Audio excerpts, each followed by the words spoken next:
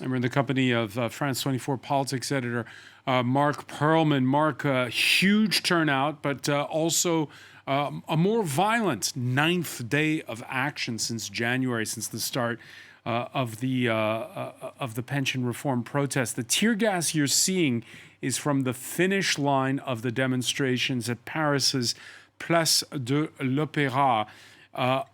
More violent than the previous days, bigger turnout. Any surprises there?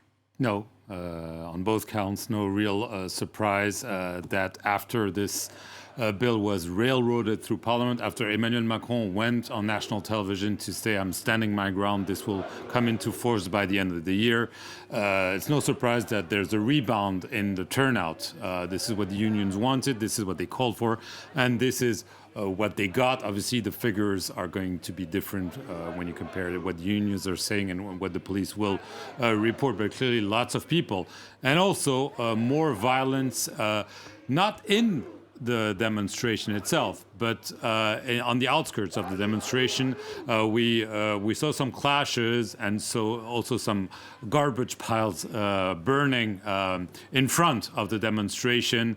We saw the police charging. This is what we've been seeing in recent days, essentially in recent evenings, in some cities and Paris, the police and some rioters were going after each other. So yes, more tension today. This is not what the unions wanted because they've been able to pull out days of demonstrations and strikes with calm. And this was a show of force. Today, those images of violence, of fire, of tear gas is not what they would want. But clearly, that being said, according to a poll that came out today of the Odoxa and Backbone Consulting, 70% of those who were asked are blaming the violence on the government. So they're saying, if there is violence, it's because of all the decisions the government is taking. And just to come back to Emmanuel Macron's interview yesterday, he didn't convince 76% of the French. 3/4 of the French did not find him convincing. It's not a surprise, but it's a confirmation of the anger that's out there. There's opposition to the reform. There's opposition to the way this was pushed through.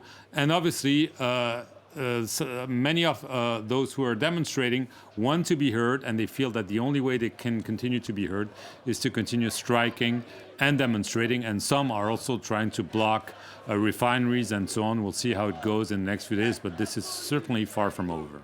Yeah, blaming the violence on the government, according to that poll you mentioned, it is a tale of competing narratives. There's been violence in places like the western city of Rennes, in the capital, but we've also seen peaceful and determined union activists. The Rosies are back. The feminist groups named after the iconic World War II figure of Rosie the Riveter.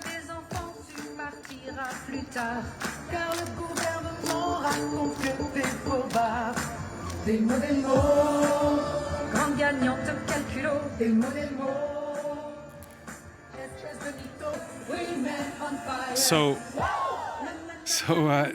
they've gotten a cult following, by the way, the Rosies, Marc Perelman.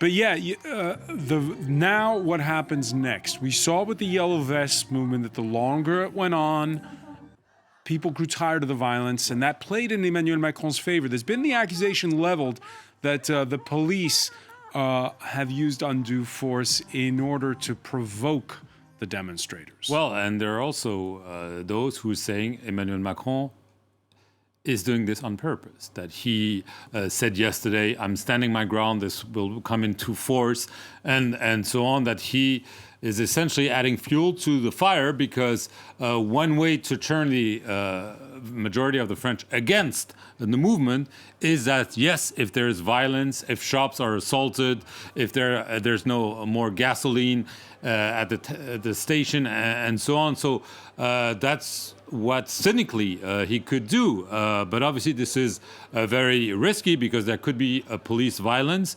I vividly remember there was a protest movement back in the 1980s. Students, youth, you have more and more, and one died at the hand of the police. And this was a sea change in the movement. So it's not done yet. Yes, the law has been voted.